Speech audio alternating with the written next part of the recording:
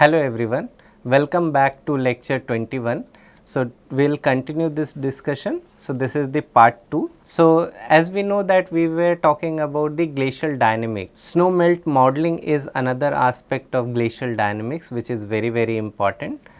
Snow melt models simulate snow accumulation, melting and runoff processes. These processes are complex in nature because energy and water exchange between snow, soil and the atmosphere. So, there is an exchange of the energies, right. So, because of that this modeling is very complicated.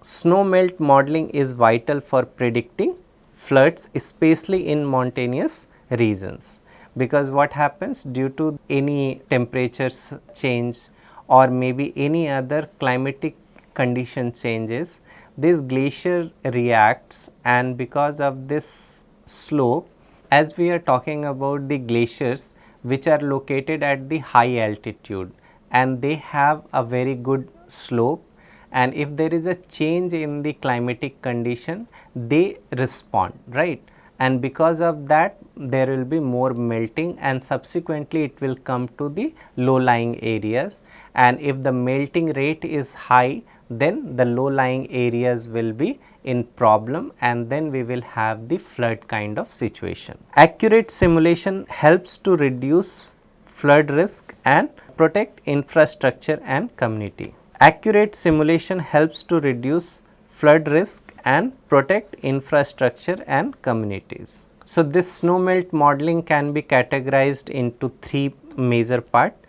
The first one is the statistical, then we have conceptual and then we have physical. We will see one by one. So, other data driven models such as ANN and the long short term memory LSTM leverage big data and machine learning for flexible predictions. So, let us talk about the statistical snow melt models. SWE based regression is the most common statistical method that links snow water equivalent to total runoff using a linear regression model.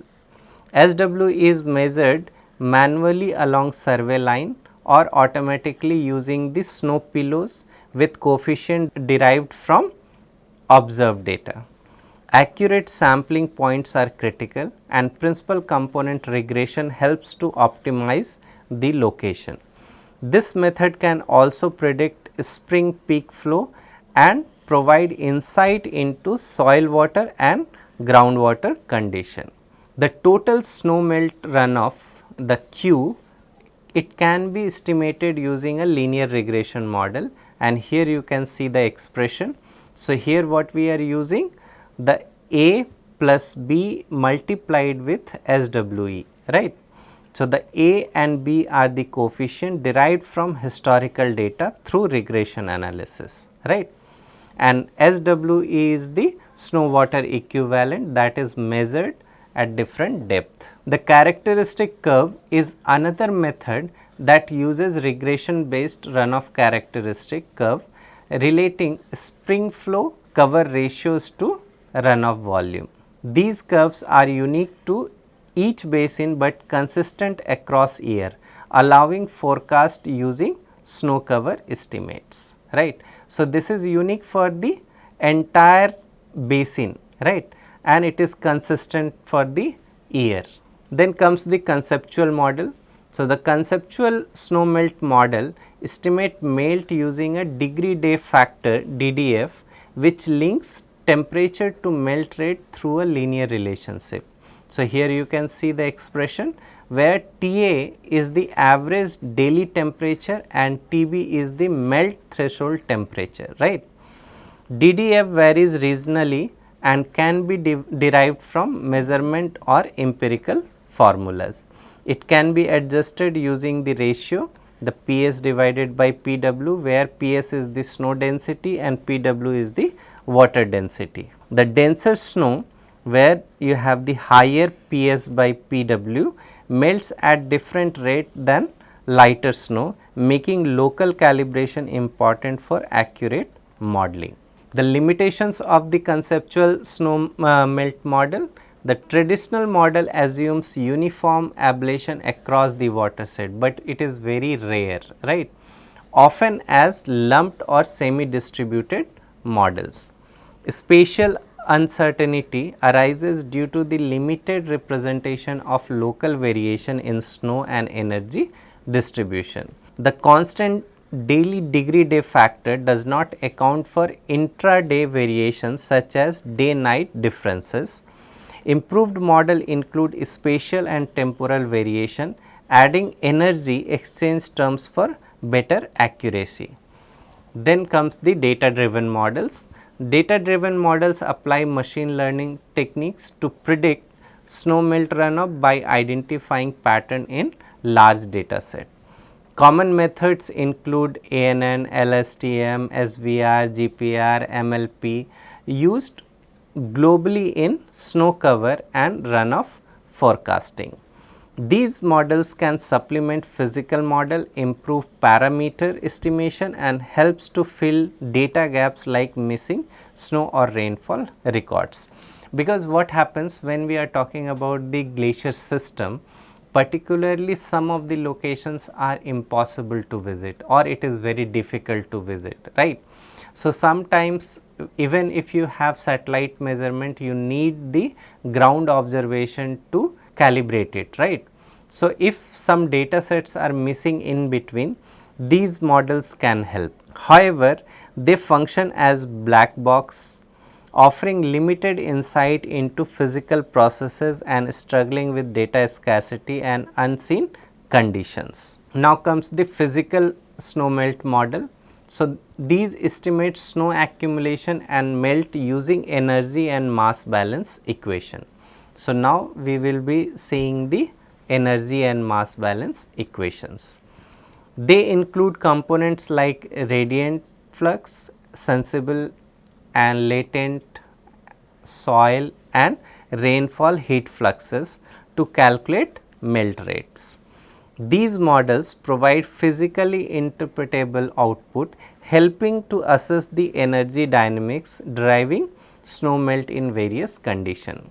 So, personally if you ask me, I will prefer to go with the physical snow melt models. They are suitable for complex terrain, though they require extensive input data. Remote sensing aids their calibration and spatial scaling. So, here you can see this is one of the example how the physical snow melt model works. So, here all the components will be incorporated in your model and these will provide you a very good insight of the glacier system. Their main challenge is scaling point based observation to large watershed due to data sparsity and parameter uncertainty. The empirical extrapolation methods are often used, though variability in terrain, vegetation and microclimate remains a challenge. With growing computing power, satellite data, distributed models are becoming essential tool in snow melt runoff forecasting. Now, let us see the surface energy balance. The energy exchange between the atmosphere and snow ice. These can cause phase change, that is melting and freezing. This is what we are interested in, and because of the temperature change. When snow ice is below 0 degree Celsius, added energy first raise its temperature. Once at 0 degree Celsius, any surplus lead to melting. A net energy deficit can lower surface temperature or cause ice deformation through condensation or freezing. Then comes the sublimation, can also result in mass loss at sub-zero temperature if atmospheric water pressure is low. Now, let us understand this in detail.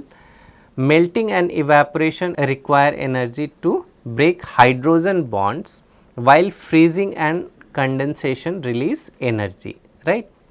This energy is called latent heat, technically referred to as enthalpy of fusion or condensation. Melting requires 334 joule per gram, while evaporation or condensation involves approximately 2500 joule per gram. The total of all energy fluxes, the energy balance, determines snow ice temperature changes and glacier ablation rate. So, here you can see, and I hope this will be very clear. So, suppose if this is in the gas form, right.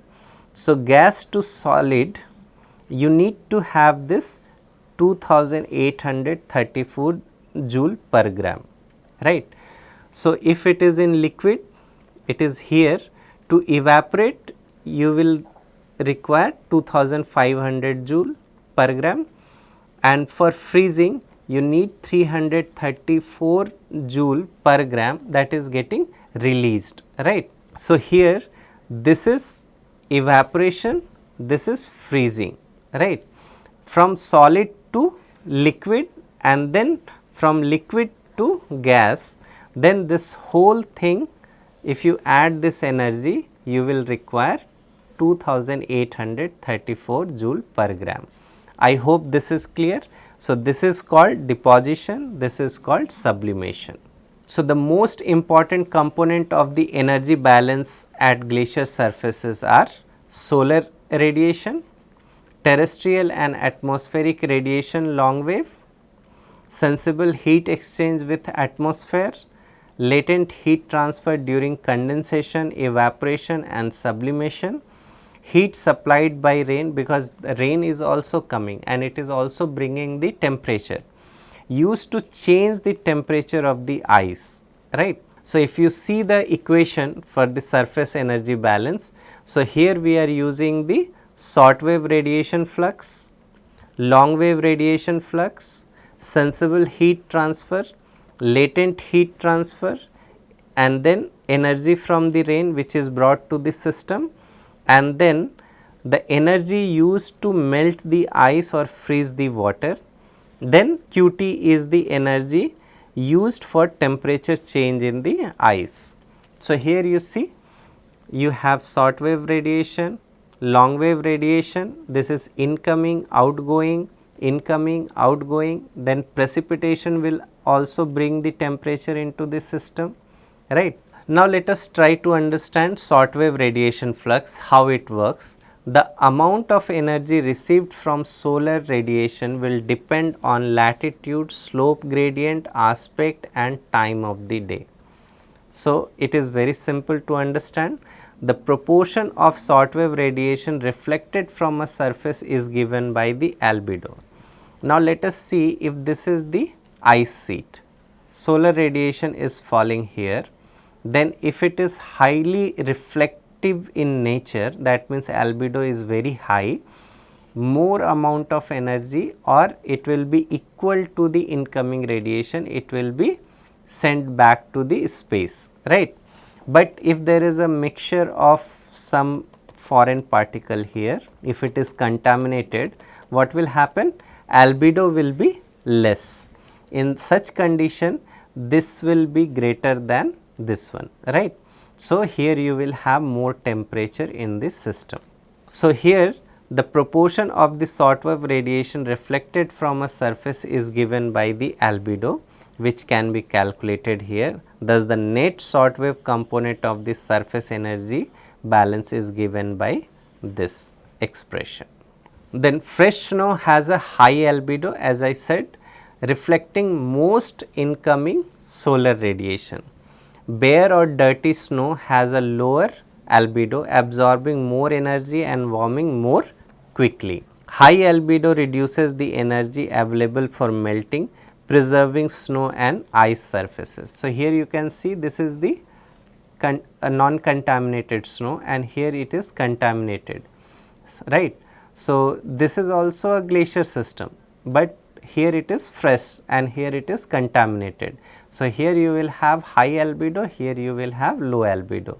If it is low albedo, more temperature will be absorbed and then you will have more melting. As snow cover diminishes during the melt season, lower albedo on exposed ice increases ablation rate, especially on lower glacier slope.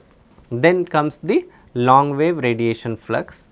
Radiation emitted from terrestrial materials such as rocks, atmospheric gases and ice is predominantly in the wavelength between 4 and 16 micrometer. Glacier surface receives long wave radiation emitted from the atmosphere and surrounding terrain. The glacier also emit long wave radiation. So, the net long wave radiation is the balance of the incoming and outgoing component. The radiation flux depends on the temperature. So, we will use or we will refer the Stefan-Boltzmann equation, where T is the temperature in Kelvin and sigma is the Stefan-Boltzmann constant, and here the emissivity is also used for the snow and ice, and which ranges between this to this value. Ice at 0 degree Celsius emits long wave radiation of about 309 to 311 watt per meter square, which can exceed incoming solar radiation on cloudy days. Debris covered glacier surface absorb more heat and reach higher temperature during the day. So, again we are talking about some foreign material, right. So, the glacier system also has the debris from the surrounding because of the various processes. Once you have the mineral and rock inside it, their thermal properties are different. Their behavior with respect to incoming radiation is different. So, they will absorb more light or they can also reflect more, but most of the minerals and rocks, they absorb the energy which will bring more temperature into the glacier system, and that will result in more melting. For instance, a surface at 20 degrees Celsius emits approximately 413 watt per meter square. Accelerating glacier melt beneath debris layers, right. Now, we will have the sensible and latent heat flux. Sensible heat is the thermal energy transferred between the atmosphere and glacier surface that causes a temperature change. It flows according to the temperature gradient from warmer air to colder ice or vice versa through molecular momentum. Latent heat involves energy exchange during phase changes like melting, freezing, evaporation or condensation. Unlike sensible heat, latent heat does not change temperature, but is crucial in deriving snow melt, sublimation and condensation on glacier surfaces. Then we will talk about the rain and the heat transfer, how the rain is bringing the temperature. When warm rainwater falls on a glacier, it transfers heat as it cools on contact with cold snow or ice on the surface. If the ice is at 0 degree Celsius, this energy contributes directly to melting. If below 0 degree Celsius, then rain freezes, releasing latent heat that warms the ice. This process plays a significant role in modifying the glacier surface energy balance, especially during rainfall event. The contribution of rain energy becomes more important in temperate glacier and during warm season precipitation. Then what are the different sources of heat in glacier system? So, heat within a glacier originates from three main sources. First one is the solar radiation, then we have terrestrial radiation, and then we have basal sliding. All these are the three major sources, right. These energy input influence the thermal structure and internal processes of the glacier. Glacier contains both temperate ice, which is at the pressure melting point, and cold ice, which remains below the threshold. The pressure melting point decreases with depth, roughly 1 degree Celsius for every 14 megapascal increase in pressure. So, remember this relation, right. So, the normal stress beneath a glacier located at 2 kilometer deep may be calculated using this expression, where we are using the density of ice, then gravitational acceleration, and d we are using the depth of the glacier, for which we are trying to calculate the normal stress, right. Now we will see the basal heat transfer. So as pressure increases with depth, you understood in the previous slide, right? So as pressure increases with depth, there is a gradual temperature decrease from the glacier surface downward as we are going the down. Geothermal heat rise from the earth interior and reaches the base of the glacier through the bedrock. So let us say this is the position where this glacier and the bedrock are interacting, right. Since heat flows from warm to cold, it cannot travel upward through the glacier positive temperature gradient, cold to warm, right. Instead, this geothermal energy is used to melt the basal ice here. So, the geothermal energy is responsible in melting the ice at the contact position, right, converting it into latent heat and contributing to basal motion. So, now if you remember that now you put this into the slope. So, because of this melting, now the basal sliding will start. In cold based glacier, temperature decreases upward from the base to the surface. This allows terrestrial geothermal heat to flow upward along the natural gradient from warm to cold. The heat is efficiently conducted through the glacier body and released into the atmosphere, because here you have the gradient. So, it will from high to low, right. As a result, interior of the glacier remains below the melting point and the ice stays frozen to its bed. The glacier mass balance is the net change in mass of a glacier over a specified period of time. It can be season, it can be annual, it can be decadal, represented by difference between accumulation and ablation period or the amount, represented by the difference between accumulation and ablation. Mass balance can be measured at a single point or for the entire glacier. However, in order to compare glacier of different size, an area average estimate is used. So, here you can see this I have shown you in the previous lectures also. So, if you have this kind of situation where you have increase in the masses, so we call it positive mass balance. If this is the situation, we call it negative mass balance. Annual snow measurements are typically conducted either on a fixed date or after a snow ablation season. However, due to practical field constraint, post ablation measurements before the next snowfall are more commonly used than fixed date comparison, because as I said, these are the difficult terrain. It is very difficult to visit or revisit the area on a specific date. It depends upon the climatic condition, the approach and the accessibility. So, not fixing the date, if you can visit the area post ablation, that is more ideal.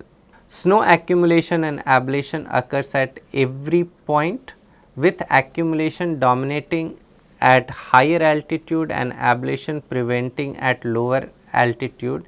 At the equilibrium line, both processes are balanced, right. So, here you can see this is the equation and here the glacial sub process and the process, right. Now comes the direct glaciological method. So, these are very accurate.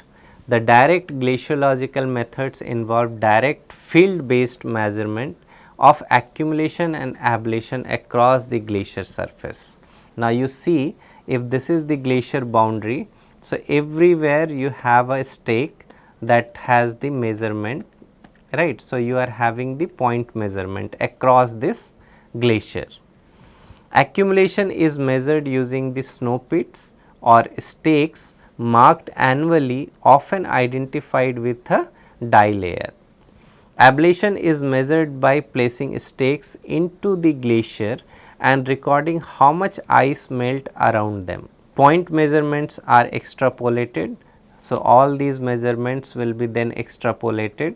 So, here it will be interpolated, but for this reason it will be extrapolated to estimate glacier wide mass balance, right, GMB.